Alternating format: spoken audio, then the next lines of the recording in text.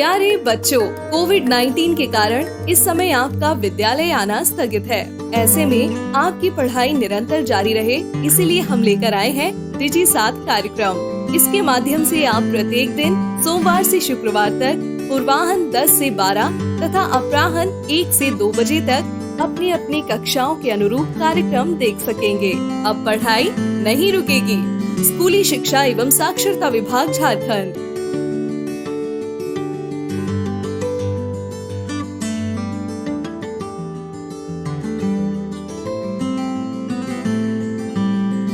जोहार, JCERT की digital शाला में आपका स्वागत है।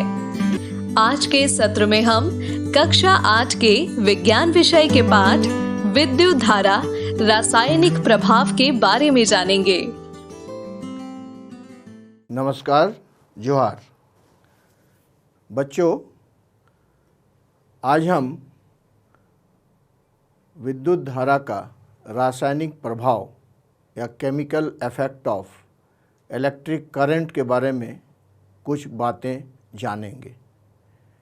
पिछले भाग में हम लोगों ने किन पदार्थों से विद्युत धारा प्रवाहित होती है, किससे नहीं, अर्थात कौन सुचालक है, कौन मंद चालक है और कौन कुचालक है, इनके बारे में हम लोगों ने समझ विकसित की थी। आज हम लोग यह देखेंगे कि विद्युत धारा का रासायनिक प्रभाव क्या होता है, अर्थात रासायनिक पदार्थों में क्या अंतर होता है, इसके बारे में आज हम लोग जानेंगे। इस क्रियाकलाप के लिए एक इस तरह का बर्तन लेंगे जिसमें 2 इलेक्ट्रोड के रूप में, यहाँ आप देख रहे होंगे 2 कार्बन के छड़ हैं और दोनों सिरे से एक एक तार जुड़ा हुआ है और इसको रखने के लिए ये स्टैंड है। अब इसमें थोड़ा सा हम लोग अम्ल डालेंगे ताकि यह अम्लीय हो जाए।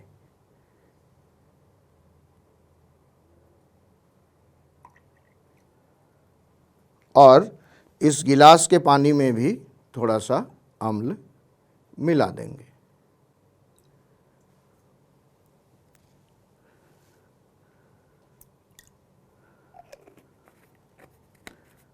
अब यहाँ एक बैटरी है, इस बैटरी को लेंगे जो सेल के रूप में है और इसके दोनों सिरे को इस बर्तन में जुड़े जो इलेक्ट्रोड हैं उनके दोनों सिरे से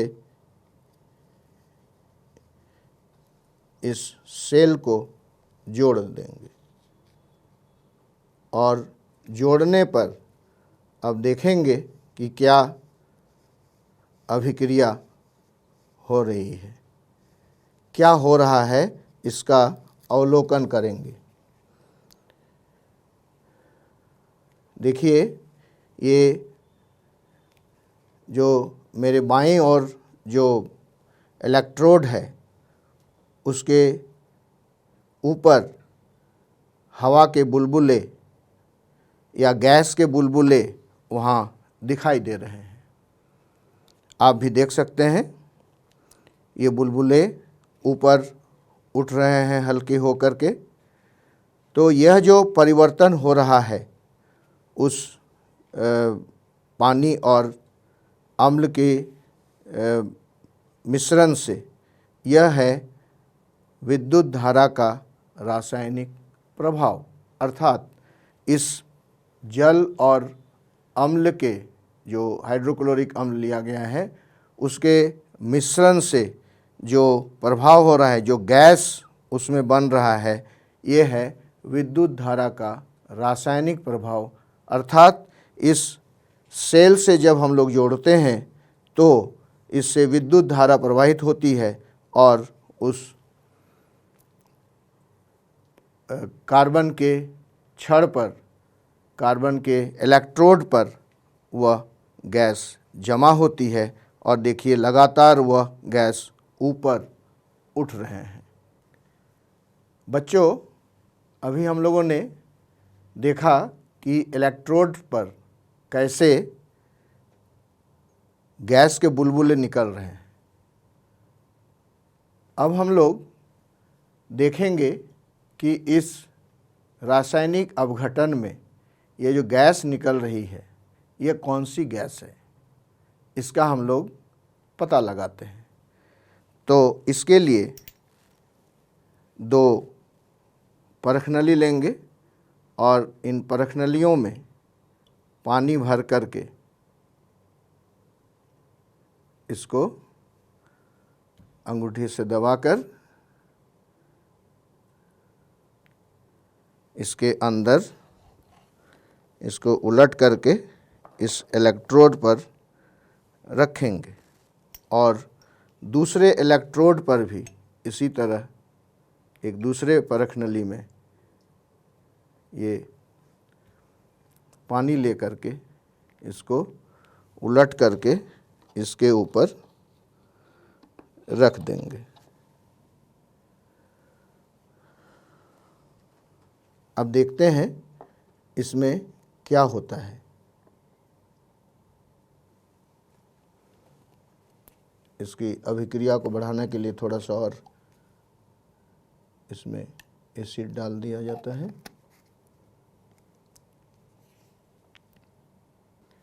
देखिए, एक में काफ़ी तेज़ी से बुलबुले ऊपर आ रहे हैं और दूसरे में इसमें थोड़ी धीमी गति से बुलबुले आ रहे हैं।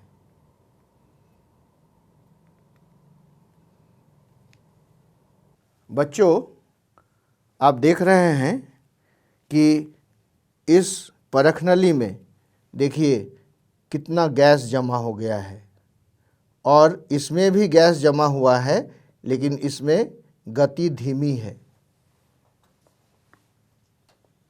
अब इन गैसों का थोड़ा सा हम पता लगाएंगे कि ये गैस कौन सी गैस है। इसके लिए इस परखनली को धीरे धीरे ऊपर उठाएंगे और जैसे ही पानी से ऊपर आएगा इसके नज़दीक हम ले जाएंगे। बच्चों, आपने देखा कि इस बाएं तरफ वाली जो परखनली थी उसमें जो गैस जमा हुआ वह हाइड्रोजन गैस जमा था, जो कि हम उठा करके इसको, चूँकि हल्की होती है तो ये नीचे रहती है गैस।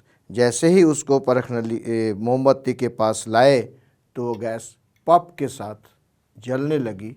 इससे यह पता चलता है कि जल का जो अपघटन हुआ, जो विद्युत अपघटन हुआ, यह इस अपघटन से हाइड्रोजन गैस और इस परखनली में ऑक्सीजन गैस जमा है।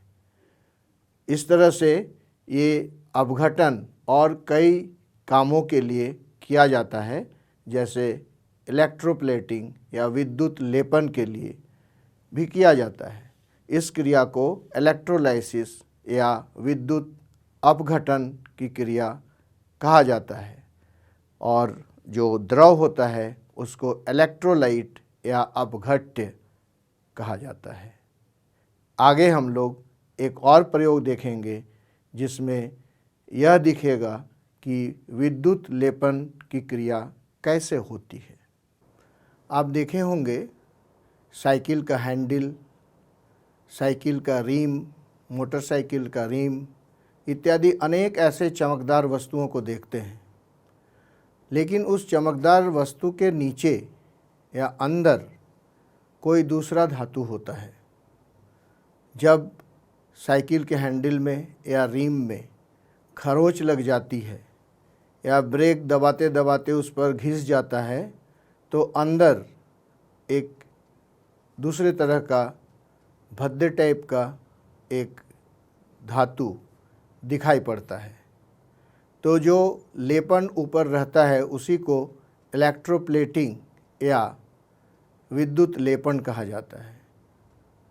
औरतें कुछ गहने भी पहनती हैं, लेकिन कुछ दिनों के बाद उन गहनों का चमक नष्ट हो जाता है और अंदर कुछ दूसरा धातु निकल जाता है जो सफ़ेद हो सकता है या किसी अन्य रंग के हो सकते हैं।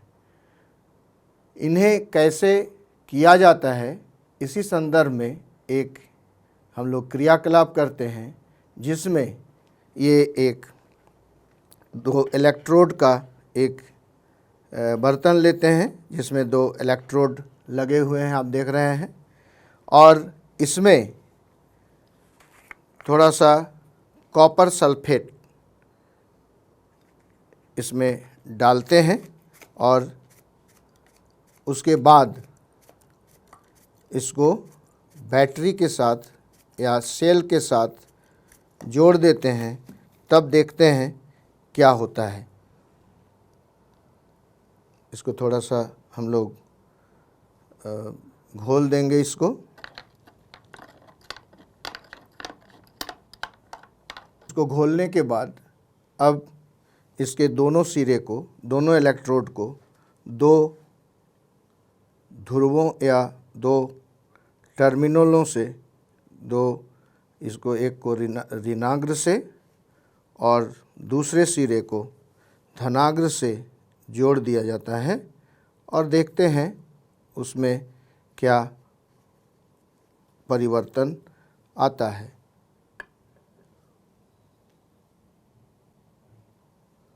इसमें थोड़ा टाइम लगेगा। अब देखिए, इसमें अभिक्रिया शुरू हो गई है और जो कार्बन का इलेक्ट्रोड है, जो कि इस तरह से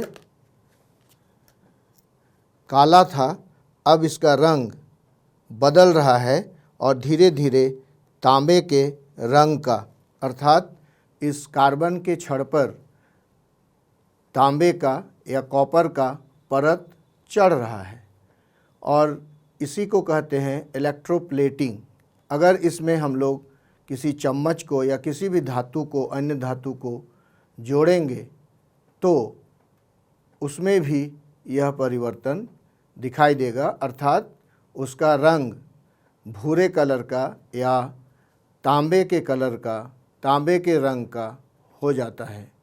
यहाँ पर आप देख सकते हैं इस इलेक्ट्रोड में जो कि काला था, अब वह ब्राउन या भूरा या तांबे के रंग का हो रहा है। क्योंकि इसमें कॉपर सल्फेट मिला दिया गया है, तो कॉपर और सल्फेट दो आयनों में ये टूट जाते हैं और ऋणाग्र पर तांबा यानी कॉपर जमा हो जाता है और धनाग्र पर SO4 या सल्फेट आयन चला जाता है। इससे ये जो इलेक्ट्रोप्लेटिंग की क्रिया है इसी प्रकार से होती है। अगर इसमें निकेल का हम लोगों को प्लेटिंग कराना है तो इसमें निकेल के लवण डाले जाते हैं और उसमें इस तरह का विद्युत अपघटन की क्रिया कराई जाती है, जिससे वांछित या जिस धातु पर हमको निकेल का प्लेट चढ़ाना होता है वह निकेल का प्लेट चढ़ जाता है, उसमें निकेल का रंग चढ़ जाता है और वह चमकने लगता है।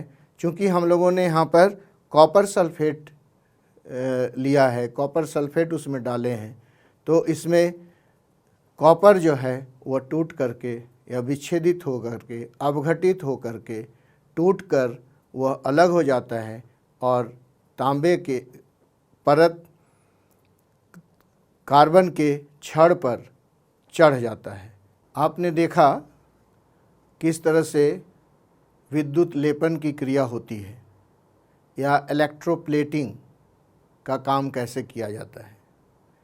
विद्युत का केवल यही काम नहीं है, विद्युत के बहुत सारे उपयोग हैं। जैसे आपके घर में देखे होंगे, लाइट जलता है, साउंड सिस्टम बजता है, टीवी देखते हैं, लाउड स्पीकर बजता है और घंटी भी बजती है, कंप्यूटर चलता है, ढेर सारे काम हैं। उनमें से एक दो कामों को और हम लोग देख लेते हैं। इसके लिए एक सर्किट तैयार किया जाता है, परिपथ, जिसमें ये बैटरी को जोड़ा जाता है। और इसमें देखिए ये एक तार है और ये दूसरा तार है। आप देखे होंगे आपके घर में भी जब बिजली के खंभे से तार आता है तो दो तार पहुंचते हैं आपके घर में, और जब दोनों तार को आपस में सटाया जाता है स्विच के द्वारा तो आपके बल्ब जलने लगते हैं, ट्यूब जलने लगते हैं, टीवी चलने लगते हैं, इत्यादि इत्यादि। इसमें भी हम लोग वही देखेंगे कि ये बैटरी, यहाँ भी दो सेल है, दो सेल को मिलाने से बैटरी बनता है। तो ये बैटरी से इन दो सर्किट को जोड़ दिया गया है और उसमें अलग अलग प्रकार के कार्यों के उपकरण लगाए गए हैं। जैसे ये देखिए, इस सर्किट से इस परिपथ में, इस लाइन में ये एक जुड़ा हुआ है और ये दूसरा भाग जो है वह खुला हुआ है, स्वतंत्र है। अब इसको अगर हम लोग इस लाइन से जोड़ते हैं तो देखिए क्या होता है। ये देखिए, ये एलईडी जलने लगता है। ये देखिए, फिर से देखिए, इस पर कहीं भी टच कराते हैं, ये देखिए, तो ये प्रज्वलित होता है। अब ये तो देखे विद्युत ऊर्जा जो है वो प्रकाश ऊर्जा में परिवर्तित हो गया, रूपांतरित हो गया। अब हम लोग अगला देखते हैं। आप अपने घर में फ़ैन चलाते होंगे या आपके विद्यालय में चलते होंगे या किसी ऑफिस में जाते होंगे तो वहाँ चलते हुए देखे होंगे। जब स्विच को ऑन किया जाता है तो फ़ैन चलने लगता है, अर्थात परिपथ पूरा कर देने पर ये बिजली का जो परिपथ है, जो तार है, ये दोनों, उसके दोनों तारों से जब संयोजित हो जाता है, जुड़ जाते हैं, तो वह काम होता है जिसको हम चाहते हैं। अगर बल्ब जलाना चाहें तो बल्ब जलता है, फ़ैन चलाना चाहें तो फ़ैन चलता है। तो इसमें देखिए, ये एक लाल रंग का जो तार दिख रहा है वो यहाँ से ऋण ध्रुव से जुड़ा हुआ है और एक तार ये धन ध्रुव से जुड़ा हुआ है, अर्थात एक पॉजिटिव से और एक नेगेटिव से जुड़े हुए हैं। लेकिन इस फैन से एक तार जुड़ा हुआ है और दूसरा तार फ्री है, स्वतंत्र है। अब इसको यहाँ से जोड़ करके देखते हैं। ये देखिए, इसी तरह से आपके घर में फैन भी चलता होगा। जब इसको हम लोग स्विच ऑफ कर देते हैं तो वो बंद हो जाता है। फिर से देखिए, ये जब ऑन करते हैं तो वो फ़ैन चलने लगता है और जब ऑफ़ करते हैं तो फ़ैन बंद हो जाता है। ये ऑन और ये ऑफ।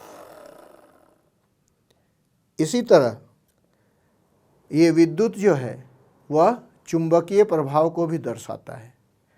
आइए हम इसके लिए देखते हैं क्या करते हैं। ये एक सिलाई मशीन का एक बॉबिन का अंदर वाला भाग है और जिस पर धागा लपेटा रहता है उस पर तांबे का इंसुलेटेड तार लपेट दिया गया है और इसके एक सिरे को यहाँ देखिए इस नेगेटिव से या ऋणाग्र से जुड़ा गया है और एक ये पॉजिटिव से ये तार जुड़ा हुआ है। तो इसको अगर हम लोग ऐसे इससे जोड़ते हैं तब भी ये देखिए, अभी ये कुछ इसमें सट नहीं रहा है। ये देखिए, अब इसको इससे जोड़ करके देखते हैं।